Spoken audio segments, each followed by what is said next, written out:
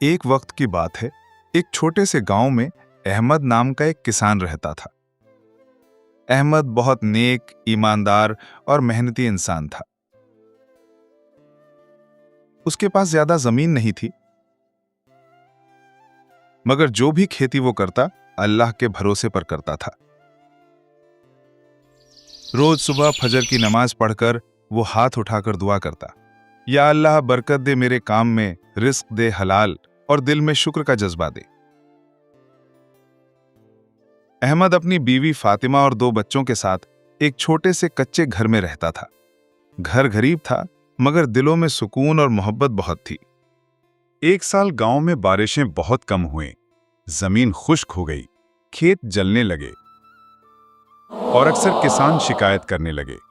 कुछ लोगों ने अहमद से कहा, अहमद, तुम भी अब शहर चले जाओ, यहां कुछ नहीं बचा।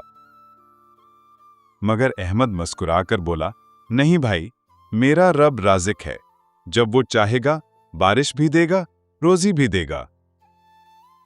अहमद ने हिम्मत नहीं हारी। वो हर दिन वुजू करके दुआ करता और थोड़ा सा पानी जो घर में बचता वो पौधों को देता। उसके दिल में यकीन था कि अल्लाह सब्र करने वालों के साथ है। चंद हफ्ते गुजर गए। एक रात जब अहमद तहज्जुद के लिए उठा, उसने आसमान देखा, बादलों से भरा हुआ। अहमद ने सजदा किया और आंखों से आंसू बह निकले। सुबह होते ही जबरदस्त बारिश शुरू हो गई।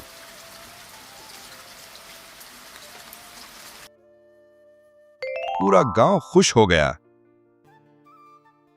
मगर सबसे ज्यादा अहमद का खेत सरसब्ज हो गया, क्योंकि वो हमेशा दुआ और मेहनत साथ साथ करता था।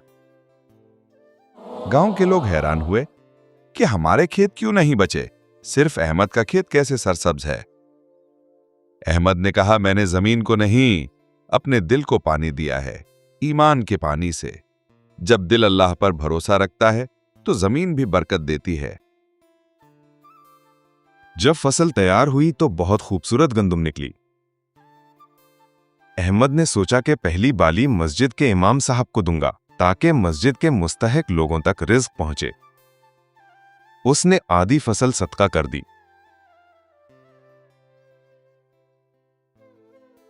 और बाकी अपने घर के लिए रखी।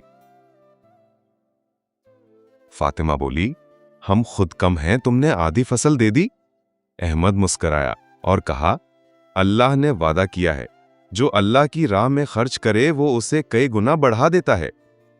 कुछ दिन बाद अहमद के खेत में एक नया चश्मा फूट निकला, जो किसी ने पहले कभी नहीं देखा था। गांव के सब लोग हैरान रह गए और अहमद के दिल में अल्लाह के वादे पर यकीन और पुख्ता हो गया। अहमद ने मस्जिद में सबको जमा किया और कहा, भाइयों, जमीन हमारी मेहनत से नहीं बल्कि अल्लाह की रहमत से जिंदा रहती है। अगर हम शुक्र, सब्र और ईमान को अपना बीज बनाएं तो हर जमीन जरखेज हो जाती है। सब लोगों के दिल बदल गए। अगले साल पूरा गांव फजर के बाद दुआ करता, एक दूसरे की मदद करता और हलाल कमाई में खुश रहता। अहमद अब ईमान वाला किसान कहलाता था, जिसने सबको सिखाया कि मेहनत के साथ दुआ जरूरी है और रिज्क अल्लाह के हाथ में है। अल्लाह पर भरोसा रखने वाला कभी खाली हाथ नहीं रहता। शुक्र, सब्र और मेहनत ईमान वाले की असल ताकत है। जो अल्लाह की राह में देता है वो कभी नुकसान नहीं उठाता।